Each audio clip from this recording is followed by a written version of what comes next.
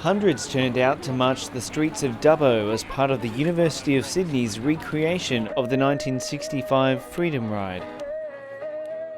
Similar scenes followed in Walgett, Moree, Kempsey and Bowraville to celebrate the 50th anniversary. Their aim?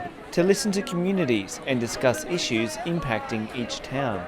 The University of Sydney, my father, it changed his life getting an education. He always encouraged me to do that, and everyone he met, he said, get an education, it can change your life. And he was a great example of that, and so is the University of Sydney, continuing that tradition. I think the journey for me it's been a real to and fro between the want to celebrate and be part of a celebration of what happened 50 years ago, which was a superb moment in Australian history that was the beginning of change, whereby Aboriginal people weren't treated as second citizens. Inspired by the American Civil Rights Movement, the 1965 Freedom Ride, led by Charles Perkins, demanded equal rights, education and an end to legal and social discrimination of Aboriginal people. And I had the opportunity to talk specifically with some of those original freedom riders, as well as a husband and wife team who are African Americans that were a part of the freedom fight in America. And it highlighted one thing, the very fact that a young person, I consider myself to be young, had the opportunity and still have the opportunity today to be a leader or represent my people, or to be whatever I want to be, was made possible by the absolute courage of someone like Charlie Perkins. 50 years on, and the historic Freedom Ride is being remembered and honoured by a new generation who now enjoy a right to study and swim freely in a public pool. And we're here today in Dubbo to celebrate and to honour those freedom riders that 50 odd years ago took up the challenge and took on behalf of our people and our communities, took on the racist regimes and also those policies that affected our people locally and throughout the state.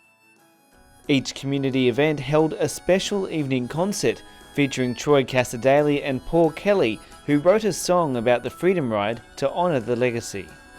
All aboard the Freedom Ride, all aboard now, step inside. All aboard the Freedom Ride. We'll always need a Freedom Ride, fear and hate will never... In Walgett, the bus arrived to a warm welcome. What school do you go to, Sasa? Tell her that. Go to Lightning Ridge School, do you? Wow, and you've come all the way to Walgett. Many braved the scorching heat to march as one to the local RSL club, where 50 years ago it was a very different story. In Walgett, it was about the RSL club, really not allowing returned soldiers into the club. It's an amazing experience. Sydney University, the Perkins family and the local Aboriginal Land Councils, the communities have just been amazing in how they've welcomed everyone and really understanding the struggles that we've actually come through. Recognising that there's been some significant changes since 1965, but also acknowledging that we've still got a long way to go. In Moree, the delegation was welcomed by elders and locals before leading their own march down to a community forum. What they've done, I think I've benefited from that Freedom Ride a great deal. Moree is my hometown. I've lived here nearly all my life. Down at the local swimming pool, the riders recreated the famous scene where Charles Perkins and the original riders protested against segregation.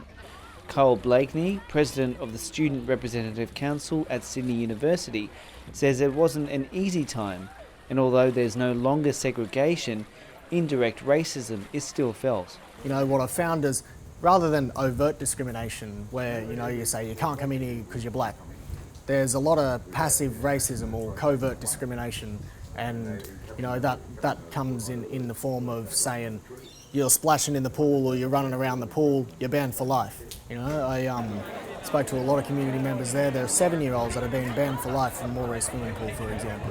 the people in Moree are saying that it's going back the way it was. So we want to draw attention to that, we want to make the nation aware of that, and we want to see some change happening for the next generation of kids in the next 50 years' time.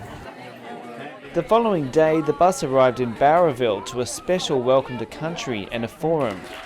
New South Wales Aboriginal Land Council North Coast Councillor Tina Williams spoke of her special connection to the Freedom Ride.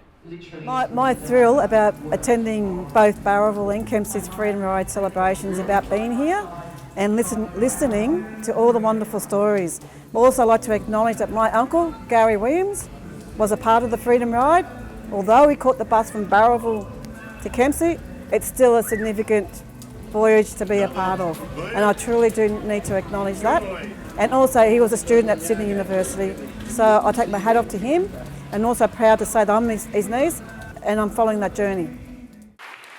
The last stop on the trip was Kempsey, where riders were welcomed in language.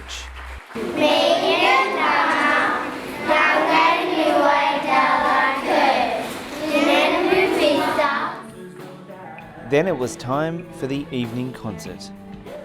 I'd like the students on the Freedom Ride to take whatever information they receive from elders from all the communities, take it back, assess it, and then look in their way of if there's need for health, education and other areas to prosper that position and go ahead and try and make a change more. The Freedom Ride culminated in a discussion and concert in Sydney. The students will now compile a report in consultation with communities to put forward to government for further support.